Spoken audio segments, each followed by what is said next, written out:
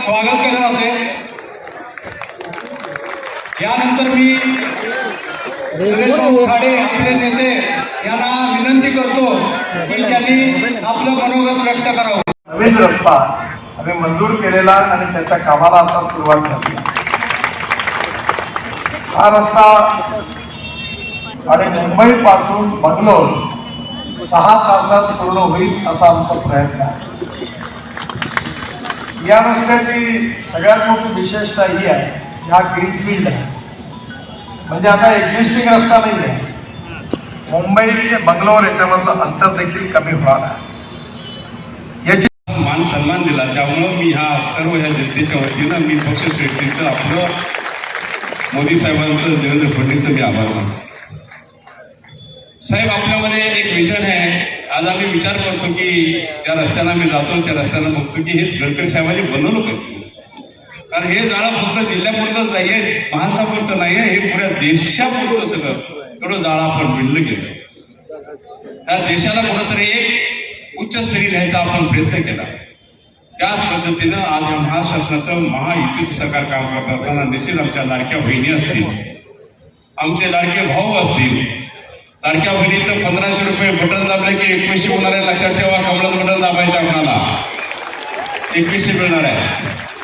आणि लाडक्या भावानं कमळाचं बटन दाबलं की आपल्याला कर्जमुक्ती होणार आहे। हे मी म्हणलेलो नाही आहे,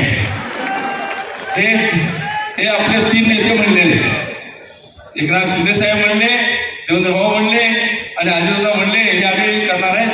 आणि हे त्यांच्या त्या निवडणुकीच्या ह्याच्यामध्ये ते आहे, दायऱ्यामध्ये आहे। त्यामुळं आपण लक्षात ठेवा, हे करायचं आहे। ह्या दृष्टिकोनातून आज आम्ही शेतकऱ्यांनाही आम्ही 3 HP ची, 5 HP ची, 7 HP ची सगळ्या मोटरचं बिल आम्ही तुम्हाला माफ केलं। MSMEचं बिल इथून पुढे तुम्हाला येणार नाहीये, 0 बिल इथून पुढे तुम्हाला येईल। हे 29 सालापर्यंत आपल्याला केलेलं आहे, 5 वर्षाचा GR काढला आपण।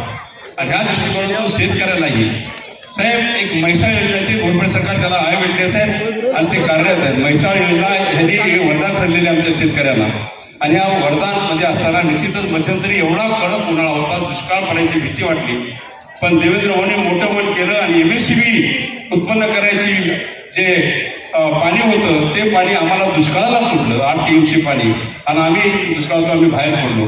पण मला एक आनंदाने सांगायचं आहे की आपल्याला ही सोलार म्हैसाळ स्कीम आपल्याला ही घ्यायची आहे सोलारवरती, आणि सोलारवरती घेत असताना मागल्या बजेटमध्ये अजितदादांनी डिक्लेअर केले की 1580 कोटी आपल्याला ह्या सोलारसाठी उपलब्ध करून दिले। जापनीज कंपनीवर MOU झाला आणि त्याचं टेंडर झालं, आणि जर तिथे संघटनेचं काम बी चालू झालं। जर ही स्कीम सोलारवर चालली तर मला वाटत नाही की शेतकऱ्यांना बिल द्यायची वेळ येणार आहे, सगळ्यांना फुकट पाणी इथं मिळेल। आणि त्या दृष्टिकोनातून माझा एक प्रयत्न असेल की जर सोलारवर ही स्कीम चालली तर आपण निश्चितच ही 12 महिने ही स्कीम आणि कॅनल आमचे कसे चालतील ह्या उद्देशाने आपण सगळेजण प्रयत्न करणार आहोत। ह्या दृष्टिकोनातून प्रयत्न झालेच पाहिजे, केलंच पाहिजे। त्या मतदारसंघात 3 वेळा आपण मला आशीर्वाद दिले। आज पहिलं कोणतं म्हणायचं, मिरजमध्ये फक्त 2दाच आमदार होतो, तिसऱ्या वेळी त्याला शाप असतो, त्यामुळे तिसरा आमदार कधी झालाच नाहीये, पण तो शाप आपण पुसून काढला आणि आज 4थ्या वेळी आपण इथं चौकार मारण्यासाठी तो उपस्थिती दाखवली। आपल्या आशीर्वादाची जरूर आहे। तसं टोटल म्हणलं तर चौकार मारलाय, जर एकदा इथं 3 वेळा, पण मिरजमध्ये चौकार मारण्यासाठी आपल्या आशीर्वादाची जरूर आहे। आपण कमळाचं बटन दाबून मला निश्चितच आपण मोठ्या बहुमतानं निवडून द्याल एवढीच मी अपेक्षा करतो, आशीर्वाद एवढीच अपेक्षा करतो आणि थांबतो। जय हिंद, जय महाराष्ट्र। 50 लाख कोटी रुपयाची कामं केली, पण कोणी ठेकेदाराला माझ्याकडे भेटायला यायची गरज पडली नाही तर आता परिस्थिती अशी आहे की काम झालं नाही तरी चालेल, पण मला विचारल्याशिवाय करू नका। आज खऱ्या अर्थाने आपल्या देशाचा विकास करण्याकरता योग्य नीती आणि योग्य नेतृत्व आणि योग्य पक्ष असेल तर परिस्थिती बदलू शकते, आणि हे बदलवणं आपल्या हातात। पण काँग्रेसने या नीती बदलवण्याच्या ऐवजी जातीवादाचा आणि सांप्रदायिकतेचं धरता मागच्या निवडणुकीमध्ये हा प्रचार केला की जर भारतीय जनता पार्टीचे 400 लोक निवडून आले तर बाबासाहेबांचं संविधान बदलणार। बाबासाहेबांचं संविधान आम्ही बदलवणार नाही, बदलवण्याची इच्छा नाही आणि कोणालाही बदलवू देणार नाही। आणि ते बदलू शकत नाही. केशवानंद भारती केसमध्ये सुप्रीम कोर्टात निर्णय झाला. चीफ जस्टिस ऑफ इंडिया आणि त्यांच्याबरोबर 10 न्यायमूर्ती अशा खंडपीठाने निर्णय दिलेला की घटना 4 पार्टमध्ये आहे. त्यात मूलभूत तत्व जे आहे ते पहिल्या पार्टमध्ये आहे. त्यामध्ये निर्णय दिला की silent features of the constitution cannot be change.